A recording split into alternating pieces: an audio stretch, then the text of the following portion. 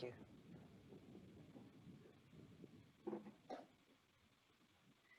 Kia ora, welcome everyone. So today I'm going to talk about some work in progress. It's the third chunk of work that I've been doing with James Higham and James Maclaurin and two very able research assistants, Emily Matias and Nathaniel Brown.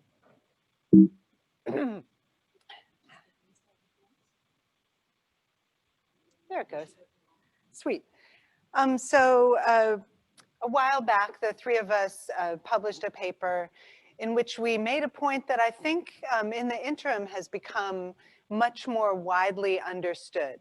And that point is that to transition from the high carbon international aviation regime, we need to consider that as a collective action problem, as something that's a social convention, not something you can expect to be solved by uncoordinated individuals making consumer choices. And pre-COVID, that was actually something we had to sell. In these days, I think when people express themselves as if uncoordinated consumer decisions can move us into a new structure, they're met with wide skepticism. We saw that in Caroline's presentation. So some progress has been made since we put this paper out. Thank goodness. And the next piece in the series was one that I wrote, but I leaned heavily on my colleagues' work. And that was, I wanted to know whether there was any way that we could imagine a justifiable policy of aviation exceptionalism. And I looked at the way we're dividing up chunks of the global carbon budget. And any way you slice it, the inequality is plain, as we'll talk about in a minute. But I tried to give the most possible benefit of the doubt to the status quo and imagined under what circumstances would it be possible to defend this system in which the world is anticipating over the next couple of decades that a tiny fraction of humans, maybe 5%, maybe 1%, is going to be consuming up to about a quarter of the global carbon budget in order to fly around internationally. And that it turned out that the answer wasn't an unequivocal no, but it was definitely a harder no than we're getting from our international institutions. So now we're moving on from those two pieces, trying to imagine in a post-COVID world, given all that we've learned about lagged effects and social coordination, given all that we've learned about how we can change our life on a dime, what do we think about the aviation exceptionalism regime, and do we find any reason for optimism there? And we haven't finished the work on this paper, but I think it's likely that we're going to discover that actually the post-COVID world has made the unsolvable flaws in the current decision-making regime about aviation very plain. So let me talk a little bit about those problems. Some of us might have been hoping until day before yesterday, right, that the COVID reset would give us a little bit of breathing room with regard to our mitigation efforts. And if you think it through, it should come really as no surprise that about a 17% reduction in the rate at which we're adding greenhouse gases to the atmosphere for a year isn't going to give us any breathing space at all, since we're adding less than we might have otherwise, but we're still adding these both short and long run gases to the atmosphere. We learned a couple of days ago from the WMO that the difference in the loading of global carbon sinks falls within the range of natural variability.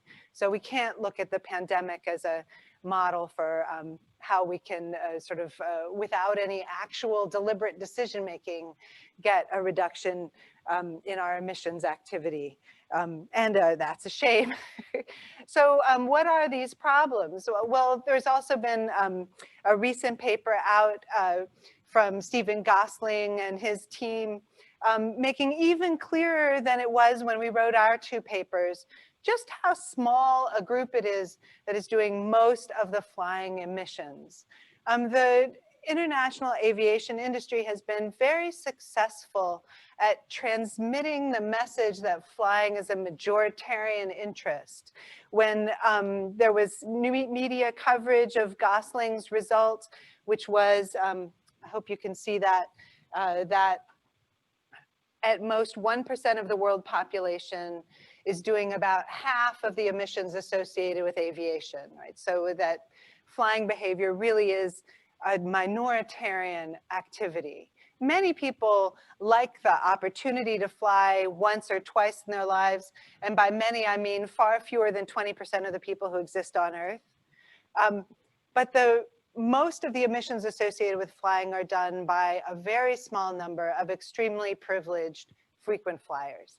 So in the publicity that followed the publication of Gosling's team's paper this week, we saw the international aviation industry say, millions of people love to fly, right? Nobody wants to reduce flying. But in fact, the millions of people may love to fly, but many, many billions never get the opportunity to do that. And as we heard right at the beginning of today's conference, the people who contribute the least to this problem are the people who are bearing the worst of the burden. So lots of people understand this problem, but there isn't that much understanding of just how terrible we have made our decision-making structure. Just how little we control this problem is something that is not widely understood. I was saying to some colleagues the other day, I was reading about a hairdresser who was using formaldehyde in the products that she applied to her client's hair. And she'd been doing this for years. And she was asked by a reporter, aren't you worried about getting cancer? And the hairdresser said, well, if it's on the market, it must be safe. And of course, that's just not true, right? We have this widespread view that if it's available, the problems associated must have been taken care of by someone, by some authority that we don't actually have to work to control. And I think that likely this third paper is going to show that the way we've structured our decision-making with this sort of elite, opaque, top-down decision-making hasn't served any of our interests at all, any more than that hairdresser is served by her presumption that someone is protecting her from the cancer she's getting every day with her hairdressing behavior. So I don't have time to go into it in any detail now. I'll refer to you to our previous papers. But there are a lot of problems with the structure of current decision-making. Most people don't know that unlike pretty much everything else, for example, the food that you put on your children's plate, unlike almost everything else, the fuel that goes into the airplanes that travel internationally is not taxed, right? According to an international agreement that followed the Second World War, aviation fuel is untaxed. It amounts to an enormous public subsidy of this minoritarian behavior that affects all of our global carbon budget. People also tend not to know that the only sectors that aren't part of the Paris Agreement effort to reduce emissions are maritime and aviation, and that we've in fact delegated environmental regulation to this ICAO, which I could talk about forever, but I don't have time to do that, which is not really interested in limiting growth at all, and in fact, it has put forward only an extremely modest effort to reduce its emissions. So this graph from Carbon Brief is a pre-COVID graph, and it shows that this little portion is proposed by international aviation as something that they're willing at least to buy offsets for. Everything else, they propose to just continue business as usual, increasing steadily the portion of the remaining global carbon budget that we as a planet devote to international flying behavior. And in fact, after COVID, We might have thought people would understand the value of making collective decisions and adjusting our collective behavior so that we can all flourish together. But in fact, what happened after COVID at international aviation is they took this baseline that was supposed to be calculated using the flying behavior from the years 2019 and 2020. And you know, flying behavior, thank you, went way down in 2020. So the ICAO achieved a new agreement where they only calculate their baseline from 2019. What that effectively means is a free pass to add emissions to the atmosphere and the other global carbon sinks for years to come while they recover. So I'm not going to talk about these details. I'll refer you guys to our paper.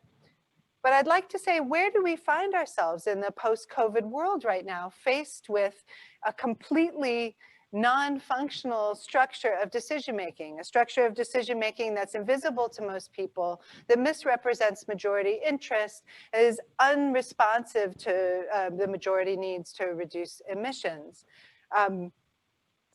I think we're facing a moment where we have to give up on this top-down, wholly opaque, exceptional decision-making regime, and we need to move to something that with Eleanor Ostrom I like to call polyarkal, something that combines bottom-up advocacy from society with multi-level decision-making and doesn't allow a few people at the top to disguise their own interests as those of the public. And I like to describe this, and you'll have to bear with me if you're not a fan, but if you are a fan, I think you're going to learn a lot in a very short space of time. I think we find ourselves now, as a society, looking at aviation exceptionalism in a sort of Harry Potter moment, in a moment where we have to go through the same kind of shift that Harry Potter went through as he saw himself in a previous time and his uncle beset by dementors, and waited desperately for someone to come and save him. So bear with me, I'm just going to read to you this passage from one of my favorite books. A terrified excitement shot through him. Any moment now, come on, Harry muttered, staring about. Where are you, Dad? Come on.